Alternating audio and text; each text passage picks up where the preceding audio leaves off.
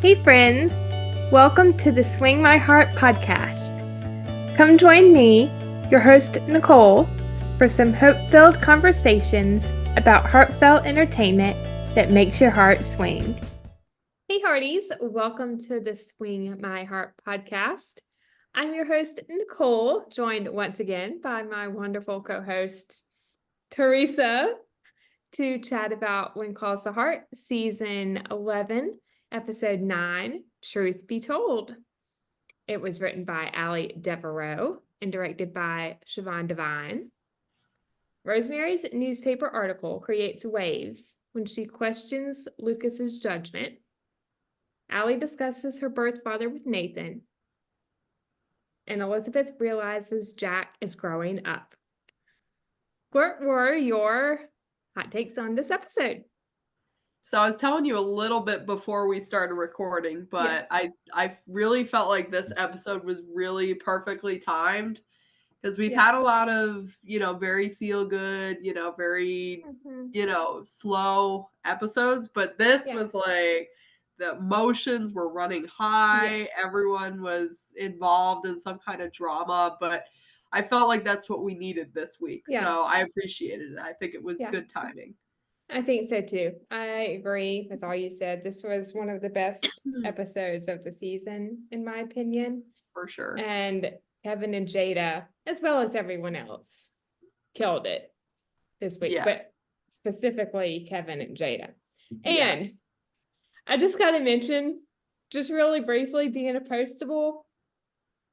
It is so ironic that this episode is called Truth Be Told, and there's an episode of Signed, Sealed, Delivered called Truth Be Told, and it's dealing with a very similar storyline.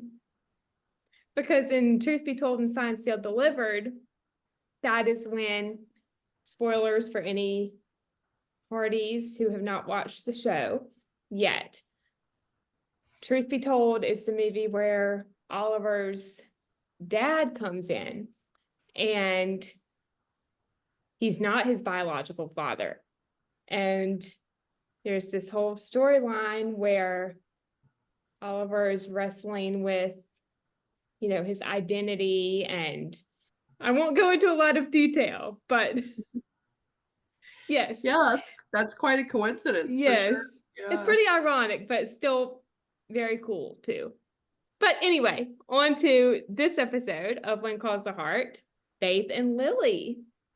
Yeah, so I mean, I love the Faith and Lily storyline. I've loved it since episode 1. It's been the storyline, like the one storyline that I consistently absolutely loved this season. Mm-hmm.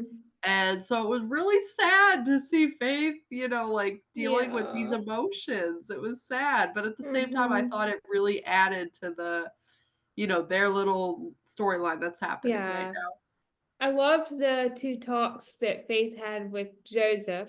The first one was in the cafe, and I like the advice that Joseph gives her when he says, best to focus on the things you can control. And then he says, Faith, you have to have faith. That was good. Yeah. I thought it was a little bit corny, but it was a little bit corny, but yeah, it was still cute. In a good way. In a good way. It was, she kind of needed that levity in that moment. Levity. Yeah. You got to make the most of the time you have with Lily. Yeah. And he suggests to her, have the best day, basically make a perfect Hope Valley day. Yes, and they And do. I actually really liked that idea. I thought it was a good idea coming from Joseph, and I didn't expect him to kind of think in those terms, and that was really sweet. It was nice to see him kind of showing his knowledge as a father. And then in town, I think this is outside Abigail's, when Faith and Joseph talk again, and she's talking about how she doesn't want to lose Lily, and he suggests to her that she ask Dora if she can stay in Lily's life. Yeah. I think that with Faith, it's not only losing Lily, it's also losing that piece of her that's being fulfilled by having Lily in her life. And I think she's afraid that once Lily's gone, she's going to return to that place of feeling lonely feeling stuck in a rut. And I think that's almost more what she's afraid of. Yeah. Because even if she does have Lily in her life somehow, which of course Lily's grandmother is going to allow, we pretty much know that because she asked to have Faith be the guardian in the first place. But it's just that aspect of not having that fulfilling element to your life. And I think that that's what Faith is afraid of ultimately. And then the next scene at the cafe when Faith lets her know that her grandma is coming back and doing well, of course. And Lily says she wants to have another day just like it when her grandmother returns. And Lily's like, I love you, Auntie Faith. So cute. That was precious. I loved that. They actually kept Lily oblivious kind of what Faith was feeling. And I felt like that really just showed her, you know, her childlike, you know, just like zest for life. And it might have made it a little bit easier, but also maybe even harder for Faith to think about, you know, losing her ultimately. Knowing what we know so far about Faith and Lily, what do you think is going to happen? Like, do you think that Faith is going to adopt her, or do you think that she's going to end up staying with Dora? I think one of two things is going to happen. I think either Dora is going to let Lily stay with Faith because of her health and everything like that, or I could possibly see maybe Lily going back to Dora, because I'll be honest, the phone call from Dora, it did not sound like Dora was planning to give her up at all. No, I agree. Didn't sound like that. So my other theory would be that, you know, Lily goes back to Dora, Faith stays in her life somehow, but also maybe Faith would consider adopting a child of her own. That could be. Possibly. Yeah. Maybe not Lily, but maybe a child of her own somehow. Yeah. I could see something like that. Yeah. It would give her somewhere to go kind of in season 12, I think. Because if she were to adopt another child, maybe a child who isn't as happy-go-lucky as Lily, it would give them a chance to kind of overcome those initial you know, bumps in the road and kind of bond. So I could see one of those two options. Yeah, me too. I do think that adoption is a strong possibility, whether it's Lily or someone else, because in what is it, episode 10's synopsis or episode 11, it says something about Faith makes a big decision or something along those lines. Right. Yeah. So I do think that something's gonna happen for Faith in that realm. Yeah. And I do think she's gonna adopt, whether it be Lily or whether it be another child. But I think it'll be great to see how that all plays out. Yeah. Either way, this has opened up something for Faith that I don't think she's ever thought about before. And I think it's a really good path for her. Whether it be with Lily or with another child or you know, in a different capacity. I just my hope is that it doesn't just end up as Lily being like someone who visits sometimes. Because I feel like that's not going to be enough for Faith anymore. Yeah. She needs to have this as a part of her life. Yeah.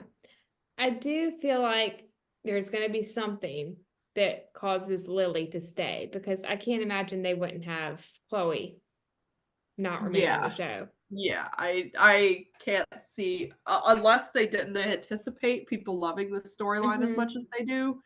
Apart from that, I can't see them breaking up the Andrea and Chloe duo. I just can't see that. Unless, like I said, they didn't anticipate that people would love it as much as they do. On to the investigation and the resort. I will say, this week was wild. Yeah. Wild. Edwin still acting sus. he's totally like, I don't even know what he's doing at this point. I just know that he's really sus. When he said whatever dealings he had with Hope Valley in the past is just water under the bridge, and Henry's just like, Henry's like, you gotta be kidding me. No. And you gotta keep in mind that Henry is someone who committed crimes against the town, but nothing he did was water under the bridge for a long time. Like it took him a while to win back that trust. Like, Lucas, I love Lucas, but why isn't he taking Henry's advice? Come on. I almost feel like he's not listening. My theory on Lucas and why he's not taking Henry's advice at this point is that, and I don't mean this in like a negative way. I just mean that basically I think Lucas almost sees Henry as someone who works under him because that's always been their relationship. Not that he's like inferior, but more that Lucas is like, Lucas is the good guy. Lucas would never do anything underhanded, you know, versus Henry, who in the past they did this oil company together and Henry was undercutting prices and Lucas didn't like that. And, you know, you had these things that Henry would do to cut corners that Lucas didn't do. Yeah. And now I feel like because of those past instances, I think Lucas doesn't he may see a lot of similarities in himself and Henry, but I don't think he quite respects Henry yet. I think he will eventually, but right now I don't think he respects Henry as much as maybe he will later on. That's what I think. The scene with Lucas, Bill, and Rosemary at the Queen of Hearts. Of course, Bill and Rosemary are questioning Lucas's judgment about the resort bid and Montague's involvement. And Lucas mentions that he just knows in his gut that Montague had nothing to do with shooting him, even though he may hate him. And Rosemary believes the town deserves transparency about Montague being involved. I just think that Lucas needs to stop keeping secrets from people because every single time he does, it blows up in his face. Yeah. Every single time. Cough, cough, Amos Dixon. I can count at least 5 times it's happened. That one was a big one. It's literally not, it's not even just that anymore. No. It's literally, I can count at least 5 times. Wyman Walden, Amos Dixon. The mine reopening. Yeah. There's something in season 10 as well. But I guess it didn't blow up as much. I guess the water situation. Probably the water diversion project. Yeah. Either way, it's a lot. He keeps a lot from a lot of people, and it's not good to keep secrets. It's not. You got to stop keeping secrets, especially when you have a history of it blowing up in your face. You got to stop. And what I'll say about Lee and Rosemary in this situation is I don't think they're handling it perfectly either because they are so focused on Montague being the guy that they are looking for in this murder case. It's almost like it's like blinding them to other options. Like there is another option out there that they're not even thinking about, but the thing that they're mad about is that Lucas is, you know, helping a murder suspect with Montague, but really they don't know that. They don't know that. No. They don't have any proof that Montague did it apart from maybe some connections to Clayton Pike. At this point, they need to not make assumptions that he's the killer or the shooter because they don't have enough evidence for that. Yeah. I am on Lee and Rosemary's side in the sense that everyone should know. If he's doing business with someone that the town very much hates, that he should be telling them that. And I agree with Lee and Rosemary on that.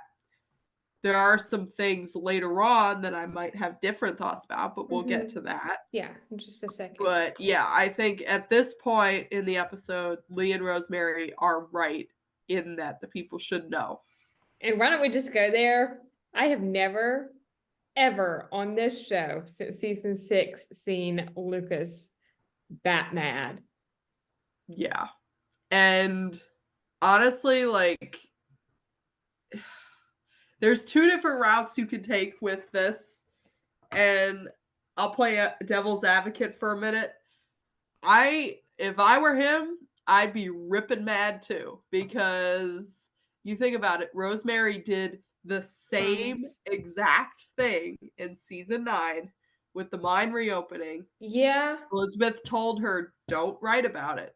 Don't write about it. And Rosemary, of course, is like, the people need to know. She published it all. And Lucas dealt with the backlash. Yeah. You know, you had Florence ripping up Slapping papers, Henry, yelling at him, slapping Henry. It was very ugly. It was very ugly. And she's doing it again. And of course he's mad. I would be ripping mad too if I specifically told somebody, do not tell anybody. And then the next day I read the paper and it's the front page. That's frustrating. I would be really mad. I do think on the other side of things, I would say he way overreacted. I was about to say that. He did overreact just a little bit. Yeah.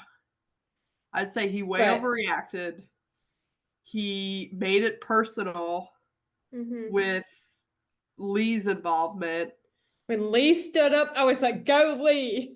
Yeah, I mean, Lee's not perfect in this situation either, but I appreciated that he stood his ground, because Lee doesn't always stand his ground, and I was glad that he did in this moment. And I did feel like Lucas overreacted a little bit. And what I will say is I think he's extremely overwhelmed. And I've said this before, but Lucas does not deal well with being under stress. And so I think that's a big part of this. I think that's why he's reacting and lashing out to people. Yeah. Especially someone like Lee or Rosemary. And yeah, I think this is a hard time for Lucas. But he did overreact. Yeah. And not only that, he's keeping secrets from the town, even though he's the governor. That's not good. And yeah, so he's not handling this well. Chris killed it, though. He did a great job. He did. I was kind of like sitting back in my seat, like, oh, okay. Yeah. And Kevin, on the same note, I do kind of want to talk about Rosemary as well. Yeah. Because I think Rosemary's in the wrong as well. And the reason why I say that is I know her intentions are good. Yes. In that she wants the town to know. Yeah. But at the same time, she is not respecting Lucas's power as governor. Like, she's just seeing him as like, oh, he's a friend. You know, he won't get too upset if I throw the press out there because I think the people should know. She's not respecting the fact that he is a public official for a lot of people, not just Hope Valley, for a lot of people. For the territory. And when she writes bad press for him, it's not good. It's a bad thing. So, having your friend write bad press for you, it would be like, oh, you run for local office. And then you're like, one of your friends, your trusted friends, is writing nasty articles about you. That's true. And obviously we saw this with Lee and Hickam back in season 9. But this is an even greater scale because Lucas is governor at this point. He's governor. Storylines in season 9. Yeah. No. But yeah, basically the way I see it is, yes, Rosemary had good intentions, but she's not respecting him as governor. Yeah. She's still treating him like he's just like another Hope Valley resident. And she shouldn't be doing that. She needs to respect him. She could have had a conversation with him. She should have talked to him at least. Exactly. Yeah. Before doing it. Yeah. And she just went and did it, didn't even tell him, hit him by surprise, and that's not okay, regardless of their friendship, which she's now compromised, I think. A little bit, So, yeah, I just don't think she is respecting him as the governor, and I think he overreacted, and I think Lee gave Rosemary some bad advice the night before of, oh, just jump in and write the article versus, oh, maybe you should go talk to Lucas. He encouraged her to go write the article, which I think was a bad idea. So I think everyone involved completely messed up. That's what I'll say. Yeah, I agree. And Montague even wants to pull out. You know, he says something along the lines of, you know, maybe I should pull out if everyone in Hope Valley is so dead set against me. Yeah. And I can't say I blame him. No. He shouldn't be surprised that everyone's against him. Like, he's acting all, like, innocent, like, oh, I don't know why everyone hates me. It's like, dude, of course everyone hates you. Like, he shouldn't act surprised about that. He should know. Yes. Also, who is watching them through the binoculars? That's a good question. I have no idea. Yes. But in Allie Devereaux's interview with Heart to Hearties, she says that we've seen the person before that is looking through the binoculars. Interesting. Which is interesting. Yeah. I don't have any theories because I have no idea. But I don't know. It's definitely interesting. So Montague goes to the stables and gets attacked. Which leads me to believe Montague has nothing to do with the shooting now. I mean, I'm pretty sure most of us already knew that just because it was so obvious. But I'm glad they did that because now it's like there's no shadow of a doubt that he did. Yeah. Or that he didn't have anything to do with it. I'm not gonna lie, when Bill found Montague, I thought legit. Montague was dead. I was legit like, they did not. I was like, I was almost hoping that they did because I was like, wow, that is bold. Yeah. But they didn't, so no, I'm glad that they didn't. But not that I wanted Montague to die, even though I don't really care. But I was like, we've only seen one on-screen death in the entire show. If they were to like go and do that, I would almost be like, whoa, that's Harper's bold. dad. Yeah. Yeah, that was the only time we ever saw anybody die on the show. But yeah, I legit thought Montague was dead. I did too. Yeah. Honestly, when I heard he wasn't dead, I was like, how? His eyes were open. He wasn't moving.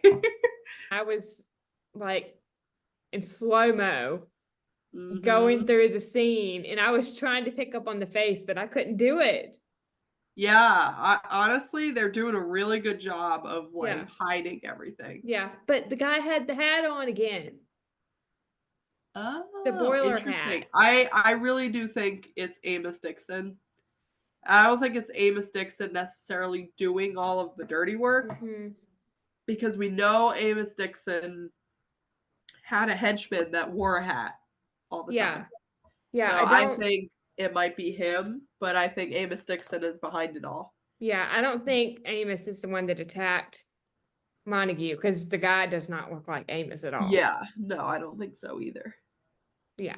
But I do think Amos Dixon's behind it all, so. Yes, we will see. After the attack on Montague, he's in the infirmary and Bill, Nathan, and Lucas are there. And he decides to pull his bid, which is understandable. I think he even said, you know, why did I ever think it was a good idea to go into business with someone that another person wants dead? Yeah, I mean, sounds pretty dumb to me, so yeah. I don't know. Oh my gosh. Montague was not thinking very much. I think No. he wanted to get under Lucas's skin, or at least just, have his position of power with the governor and be all chummy with the governor like he was last time. I wish they had explained that a little bit more. But obviously, it's probably a bad move to associate with somebody who, almost got assassinated. Yeah, and with the preview with Lucas and Jeanette for this week and the press photos from episode 11, it's probably not such a good idea that Jeanette is potentially going to go into business with him. I mean, honestly, though, we don't know. We don't know. We don't know why it's a bad idea for Jeanette. As far as we know, Lucas keeps not telling us that either, or Henry. And, obviously, for some reason, Montague's bid is somehow more appealing to Lucas than Jeanette's. And we still don't know why that is. We don't know what Jeanette has done in the past. We don't know what ties she has, unless her ties are Amos Dixon, in which case it makes sense why Lucas doesn't want to be associated with her. But apart from that, I don't really understand why Lucas is so adamant about not going with her bid. He says that she's a grifter, but has always despised violence. That's what he told Henry. Yeah. I mean, I could see that. I think he would know because he dated her, so he would know what she despised. It does make me question if she despised violence and Lucas knew that, then why was it in season 6 when he heard that Amos Dixon was coming after them, he left town with a gun to go hunt down Amos Dixon? I don't know. She hates violence, but that was his reaction. So I don't know. But it could be that we're looking at a different Lucas now than we were back then. Yeah. I'm curious to see what will happen with Jeanette in the next 2 weeks. Me too. Yeah. I'm excited she's coming back. Yes, me too. Nathan and Elizabeth in this episode, they had some great scenes. And of course, they did. Allie as well. And we'll talk about a lot of that. But let's just start with the talk at the row houses with Elizabeth and Rosemary. I love how Elizabeth is humming the song from the dance. Oh, yeah. She's still thinking about it. I love how she's just kind of like humming, doing her laundry, and then she sees Rosemary and she's like, Rosemary. Like she knows she's about to get interrogated. Rosemary is like, so you and Nathan. Rosemary. Elizabeth, it is plain as day. The way you two danced the other night. What is holding you back? And then, Elizabeth says that nothing's holding her back. She just wants to take the time to get it right. And so does Nathan, which is understandable. And Rosemary says, it sounds like you found the perfect man. Just don't wait forever looking for the perfect moment.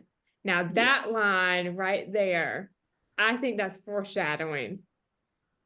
I think so too. Yes. I think we're going to see Elizabeth maybe looking for that perfect moment with Nathan, and not really sure when it's going to be, but I think it's coming very maybe soon. episode 11, I would say. I think it's coming. But there's a lot in this conversation. Yeah. It reminded me of Elizabeth and Jack's conversation. I was about to say that in the New Year's movie. Like, oh, let's just take our time so that we can enjoy the time we take. Yes, exactly. And even though she and Nathan haven't really had that conversation, I think it shows that she feels like he's very patient with her, which he is. So maybe even more so than Jack, I almost feel like. And I don't mean that in a bad way. Jack was very much a go-getter. That's a good thing. But I feel like she knows with Nathan, he's not going anywhere.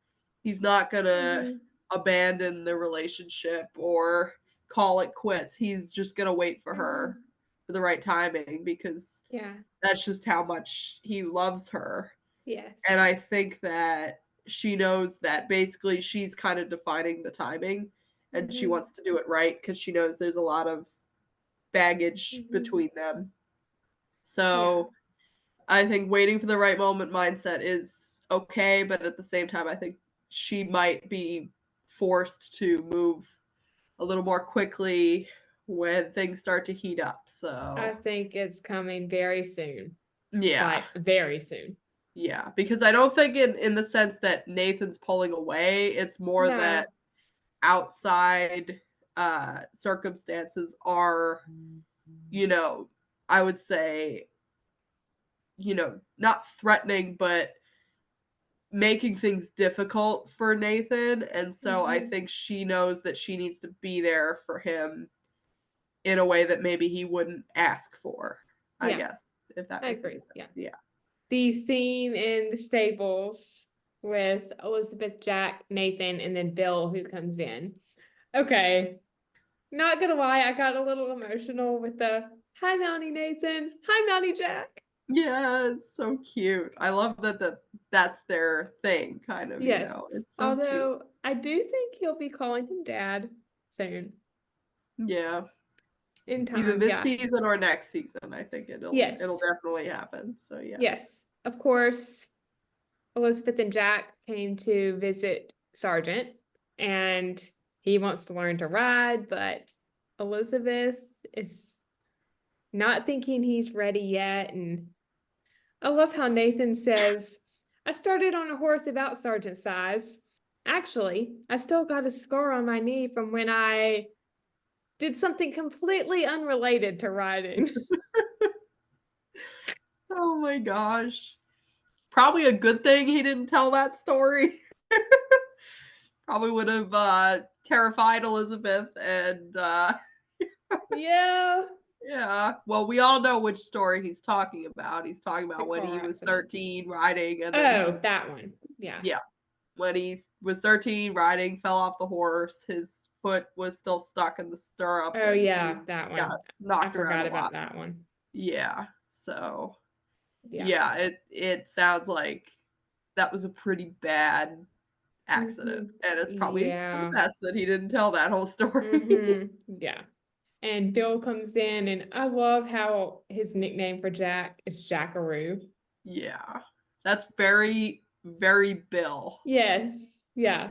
And, he says it's up to Elizabeth about Jack riding Sergeant. And then he nudges Nathan with his elbow. He's like,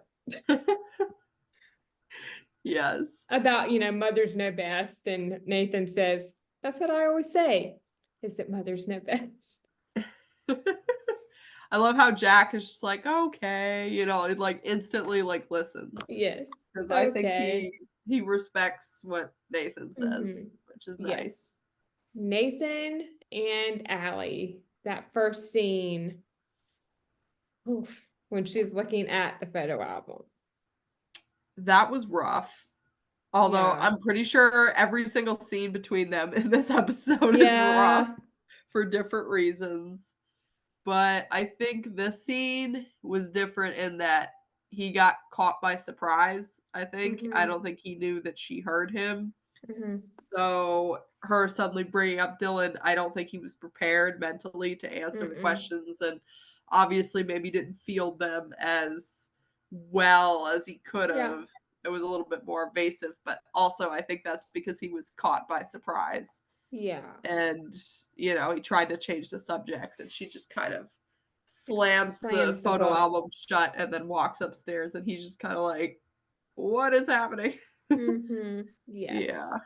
So one of my favorite scenes in the episode is the great scene on the bench when they're talking about Jack riding, and Nathan invites Elizabeth on a date, take a ride with me, and Elizabeth suggests packing a picnic. Also, taking a ride with me reminds me a lot of Take a Walk with Me. Yes. That's true. Yeah, I didn't even think of that. But I wonder if that was intentional. It probably. For sure, it could have been. Yeah. Yes. I think, of course, Did they end up taking the ride? No. Did they end up going to the No. picnic? No.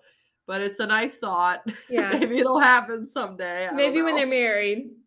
Maybe. Yeah, I don't Yes. know. I don't see it happening this season, but you never know. Yeah. You never know. The dates And- might come in season 12. Yeah. Of course, We'll they see. talk about Allie and Dylan. Yes. Allie and Angela. That was a good scene when they're walking through town, and It was a good scene. Yeah. And you can kind of see where Allie's coming from in this scene. You can Mhm. kind of, she's got this romanticized vision of her dad Mhm. who, maybe he just couldn't handle it. He left town. Yeah. He had a broken heart. Obviously, it's easy to feel sympathetic and a connection to Mhm. someone who might have been, experiencing that. And now she wants to meet him because she's got this romanticized vision of it in her Yeah. head. Yes. I have to say when Angela was like, "Oh, it sounds like he was really sensitive," and Allie was like, "Yeah, I think he was." I'm like, No. "No." I kind of kerfuffled a little bit under my breath. I'm like, "No. No. Sensitive is not the word I would use Yes. at all." Also, I think this is big foreshadowing right here when Allie says, "You have your mom, dad, and brother. You know where you came from, and I don't have that." But Allie Yeah. will soon. She will soon, and I think Yeah. she's so focused on trying to get back her old family that Mhm. I think she's not realizing that a new family's, It's right in front of her coming together in eyes. front of her, because maybe I think that's a dream that she gave up on a long time ago Long time along with ago. Nathan. So I just think she doesn't think anything's going to happen between them, and she Mhm. doesn't think their families are going to come together, so she's looking for another family, like her Yeah. old family. Yeah. Although Yeah. she will very Yeah. soon. Yeah. I Yeah. think that was clever, the way that they added that in there. Yeah. Uh-huh. I loved the scene with Allie and Elizabeth at the library.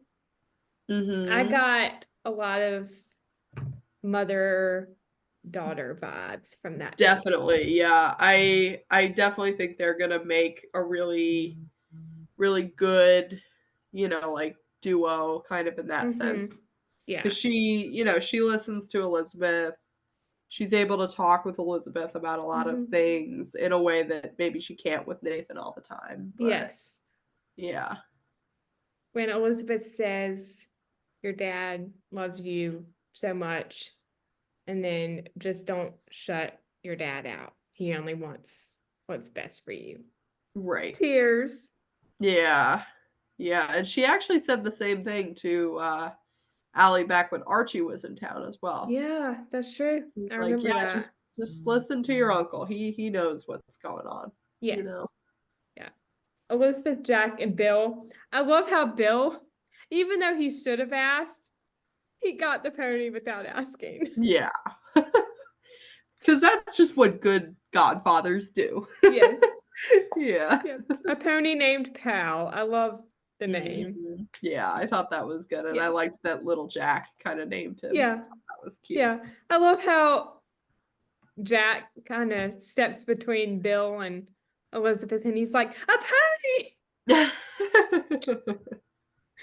Yeah, even before they had time to actually like decide whether it was a good idea, Yes. it's like, "Oh, Jack's already Yeah. gone." And Elizabeth is like, "Oh, Jack, you have a very good godfather," or Yeah. something along those lines. Yes.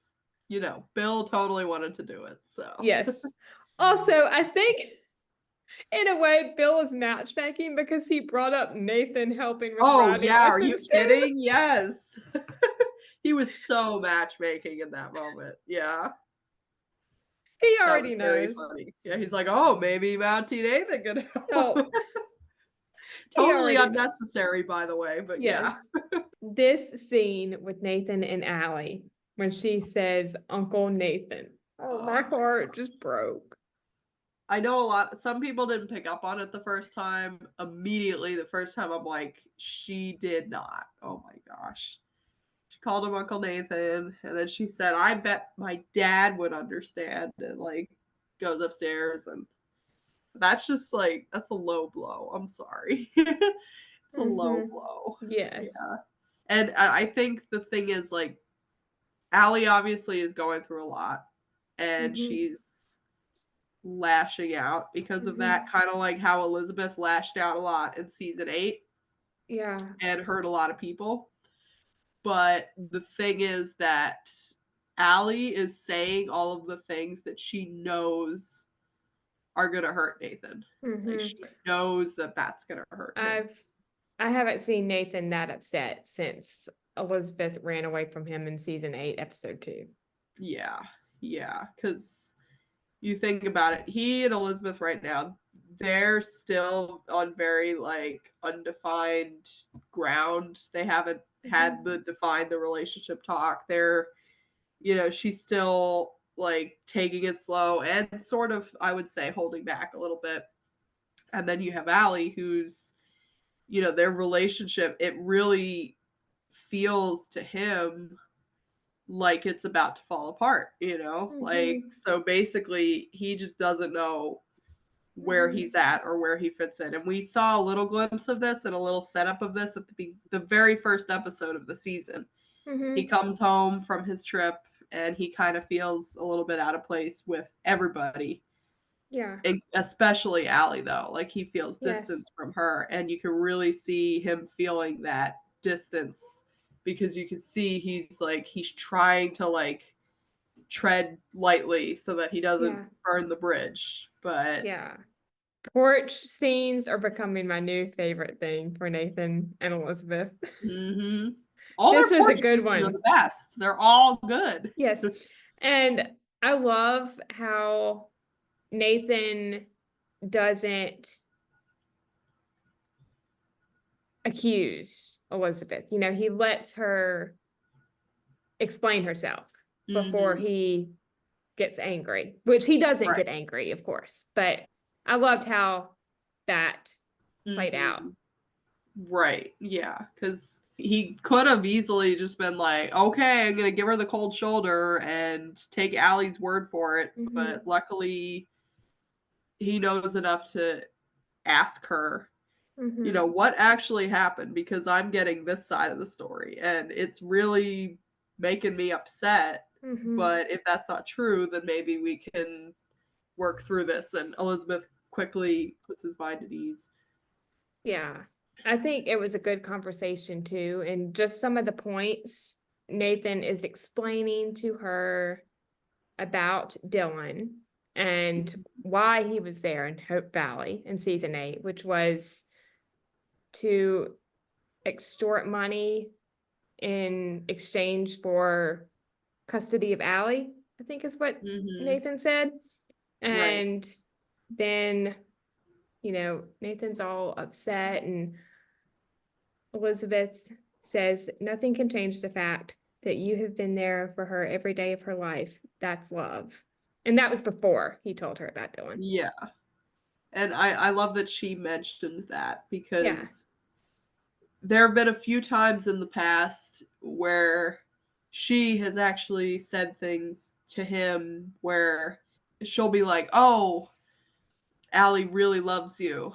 And I Yeah. think that you love her too." Like it would Mm-hmm. be, she'd almost act like she was a little bit uncertain about where he stood sometimes. Some of her verbiage was a little bit uncertain about where he stood, but Mm-hmm. in this scene, she's clearly like, "You did the work, Yeah. you love her, Yes. and you're the one who stood by her." Like she's acknowledging that fully, Yeah. and I appreciated that. Yeah. I also think that she wasn't just talking about Allie. I think in a way she was talking about herself and Mm-hmm. Nathan too, if that Yeah, makes sense. yeah, Because and you think Nathan about has it, been there in for both her. situations, Nathan kind of reacted in the same way Mm-hmm. to being lashed out at, if that Mm-hmm. makes any sense, from Elizabeth and also from Allie. He just kind of like waited it out, and if Mm-hmm. they confronted him, he would explain himself Yes. and then just kind of wait for them to Mm-hmm. give a response, which is kind of what was happening here. And same with Elizabeth back in season 8. The mention of trusting your instincts again. Mm-hmm. Yes. I loved. Yeah. And I think it's important here because at this point, Allie is saying a bunch of things that are really hurtful, also completely untrue, and he knows that. But I think it's throwing him into a place of confusion and, maybe doubting himself or doubting that he's doing the right thing. And she's just like, just trust your instincts. You know this guy better than she does. And you got to just hang in there. Yeah. Also, one more thing before we move on. Elizabeth is apologizing again. Yes. What is that? 3 times a season? Yeah, I think so. Yeah. At least 3. That's interesting. Like I said, I think all these apologies that she's making to Nathan are leading up to the real apology. That I think is the one that she actually needs to make. Because if you notice, all the times she's apologizing, she didn't actually have to apologize. She's apologized 3 times, and each time she didn't really need to apologize. But I think the final apology that we might get is the one that she does need to I think we make. will get it. Yeah.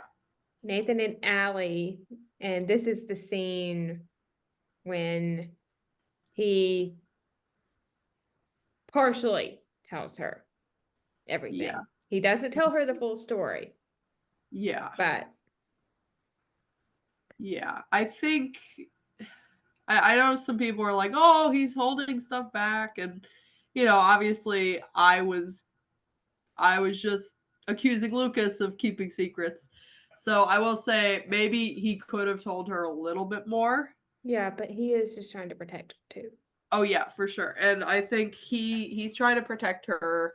He's also not in a position where if he tells her anything, she's actually going to believe him, I think. Because if he tells her that he was the one who arrested Dylan, that's just gonna destroy the relationship forever. Like, he can't tell her that. And he can't tell her that Dylan literally beat the living daylights out of him because she's not gonna believe him. She's not gonna believe him. Yeah. I'm thinking back to that scene when he steals Newton and then kicks Nathan in the gut. Oh yeah, that was bad. Yeah, and also not to mention the fact that he was trying to extort money. Extort for custody, which that's a no-no. Not only that, but it just shows how little he actually cares. Like, he's like, oh, I'll sell you custody for $1,000. Otherwise, I'll keep her because, you're not going to pay me, then it's no good to me. Basically, she's a bargaining chip for him to get more money. She's not actually his daughter because he doesn't care. She's just a bargaining chip. Okay, so before we get a little more into the scene with Nathan and Allie and my thoughts about some things that were said, I looked it up, and $1,000 in 1918 is equivalent in purchasing power to about $20,764.77 today. Oh my gosh. Wow. So that's how much Dylan would want today. That's insane. That's like, give me the money to go buy a car in exchange for the custody. Like, that's ridiculous. That's insane. Yeah. Wow. If the website that I looked up is accurate, that's how much. That's crazy. Yeah. Before we move on, I also wanted to mention what was said at the end of the conversation with Nathan and Allie, when Allie says that she still wants to see Dylan and Nathan just flat out says no, and she says that he's my family and he says, I'm your family. I think that's going to come back this week, and I don't know exactly what Allie's going to say, but she's going to be probably feeling a little lost, down, And either Nathan or Elizabeth, with the other in agreement, of course, will say, we're your family. I could see that. I think Allie's gonna have a rude awakening to who Dylan actually is, who this Yeah. person that she's been standing up for and almost saying is better than Nathan, basically. Like she wants him, but not Nathan. Yeah. Like she's gonna realize that this guy is not it and Yes. really learn to value what Nathan's given her, Yeah. which I, is basically everything, you yeah, know. I agree. Another favorite scene when we see the writing lesson with Bill and Mhm. Jack and Nathan and Elizabeth talk during all of that. And I love when Bill says, "You're a natural, just like your dad." And as soon as he Oh. says that, Nathan comes into view. That was not a coincidence. Oh no, not at all. Yeah.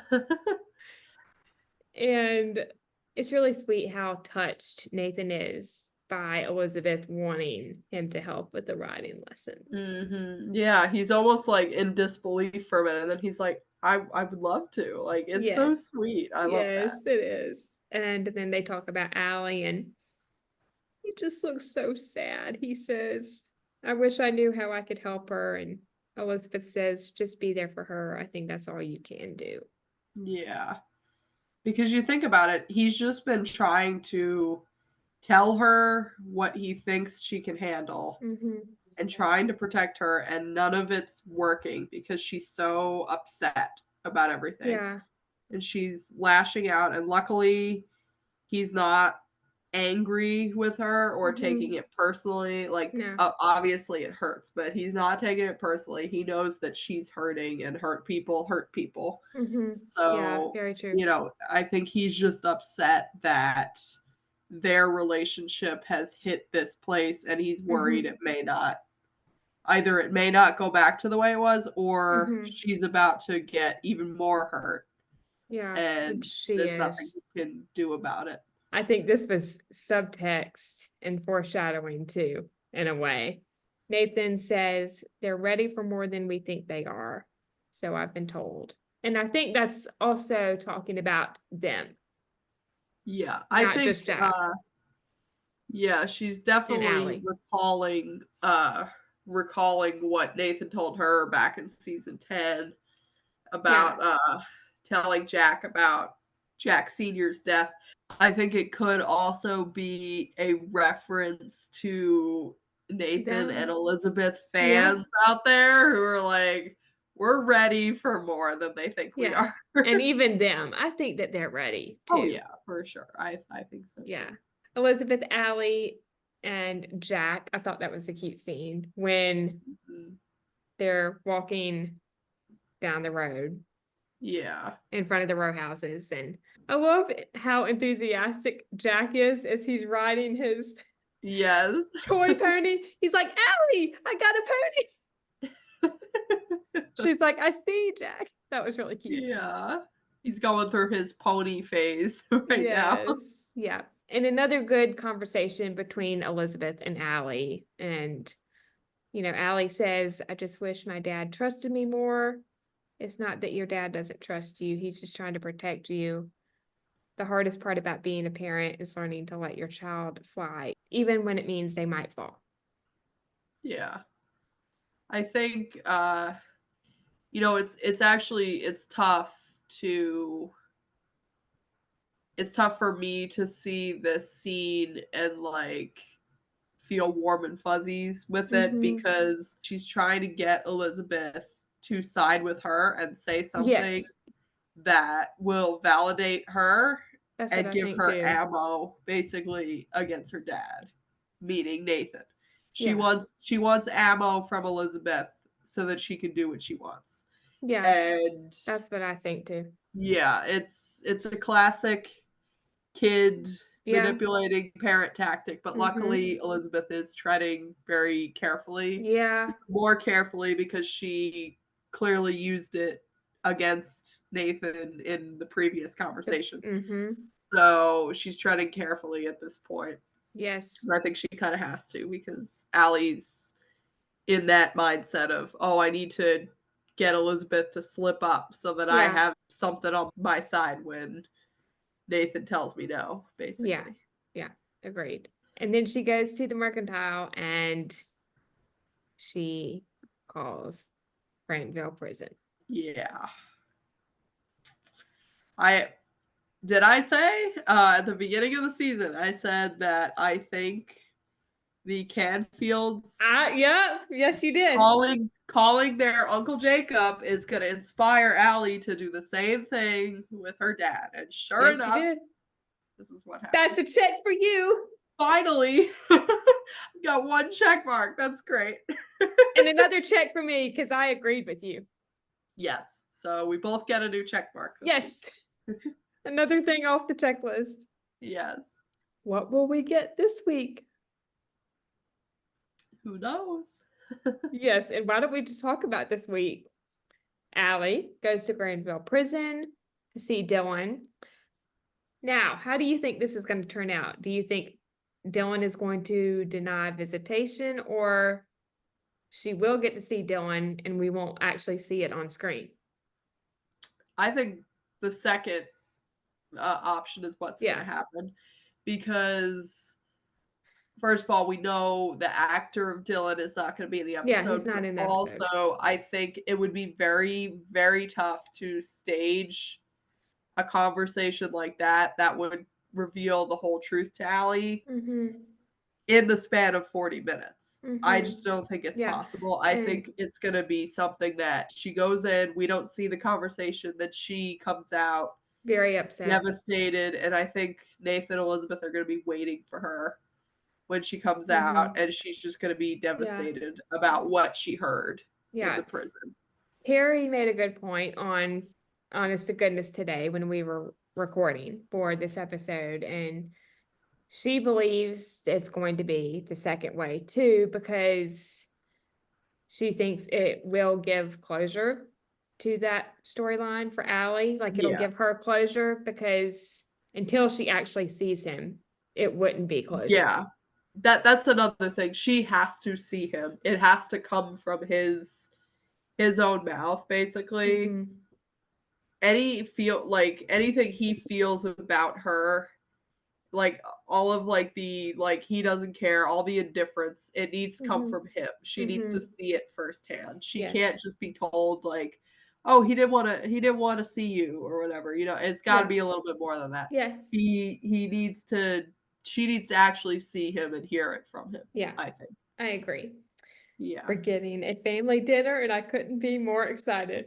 Yes. And I think this happens after the prison situation. So I think it's kind of a way to smooth things over, take Allie's mind off of it, but also, like you mentioned before, this is going to be that family that she's been craving. This is what it looks like for her. So I don't think that will be the last scene, but I do think that family dinner will be towards the end, if not the end. Like, I don't think the scene of them eating will be the end of the episode.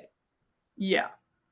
I think there's going to be another last scene with Nathan and Elizabeth. Probably on the porch. The family scene. Yeah, probably on the porch. Yeah. Yes. Which would make me so happy. On the porch, so that's a safe guess for sure. And I'll just go ahead and say it now. I think if there is a kiss in this episode, it will be the last thing. It will be in the last scene. I could see that. Yeah. I think if they were to save it for then, I would almost feel like it was a little thrown in there just given the subject matter of the episode. But if the whole Dylan situation is dealt with early in the episode, which I think it will, maybe halfway through, it's like, okay, it's taken care of. Allie's back, XYZ. I could see that happening possibly. Yes. And going to the chalkboard and the schoolhouse scene that we already saw a sneak preview of, I'm just going to read an analysis from Anna, who is Lady of Letters 26 on Instagram. I think I sent you this post yesterday. I think so. Yeah, I think you did. And it is brilliant. Like, her analysis is just incredible. Ooh. And she says, it's general knowledge that whatever is displayed on the board has some relevance to the episode's themes or plot lines. In this scene, we have a tic-tac-toe game, a tree, and a heart. The X's and O's could be as literal as kisses and hugs, foreshadowing much. Are we to expect a lot of kisses and hugs in this episode and the rest of the season? Yes, please, yes. Still, I think we can read a bit more into it. Tic-tac-toe is a game of strategy. The line crossing the diagram indicates the game is finished.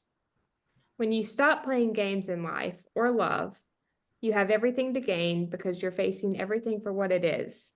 As for the tree, it's usually a symbol of strength, calm, life, and growth. Trees interconnect with all of nature and stand for wisdom gained. Subsequently, we also see a heart on the chalkboard. In this context, could the heart stand for the ultimate prize to be gained? The scene follows with Elizabeth and Nathan opening a stuck window. Windows are a big motif in literature and film. They stand as a pathway to the outside world, symbolizing an escape from confinement and limitations. The fact that they open the window together, only to end up in an almost kiss, can be interpreted as a sign that they are willing to take a leap of faith. They are so close, it's going to be so beautiful to see these two souls finally break free and profess what we all know is in their hearts. After all, the window from one heart to the other is irreversibly open. Do you agree with this breakdown? Let's chat in the comments. Which, the X's and O's and, her analysis, everything she said is why I think a kiss is a possibility. Definitely could be. Yes. I would say it's definitely possible. Maybe not for, that's a very deep analysis. My brain only went as far as, oh, there's a tree and there's a heart. And that little rhyme that people sing when they're trying to tease you. And yes, exactly. Yeah. That's where my mind went. It's Yes. like, yeah, a little that. Yeah. Not And as then, deep, but still the yeah. same And same then message. So the X's and O's, when people say XOXO, yes. X's are kisses, O's are hugs. Yes. So yeah, that's one reason why I think it's possible. Personally, I don't think a kiss is going to happen in episode 10, but I do think there's going to be a lot of firsts for them. First time holding hands, first time eating dinner together, first time maybe being a little bit more open with each other. Yeah. About how they feel. Yeah. I think the real leap, as we're saying, leap of faith is going to happen in episode 11. I think that's going to be their first kiss. This is just my prediction. I'm not trying to undermine you. No, my prediction is episode 11. But like I said, wouldn't be mad if it was sooner. Yeah, I mean, it's possible. I'm not ruling it out, but I don't know for sure. Yeah. My ideal scenario, I think, for first kiss would be, you've got all the action, Mountie action in episode 11. And after that, maybe in her worry, Elizabeth and Nathan kiss. And Elizabeth is just overwhelmed by that. But in that moment, she's, overcoming that fear and embracing what she feels for him, as opposed to the fear. That would be my ideal, but a close second would be probably in the hay there.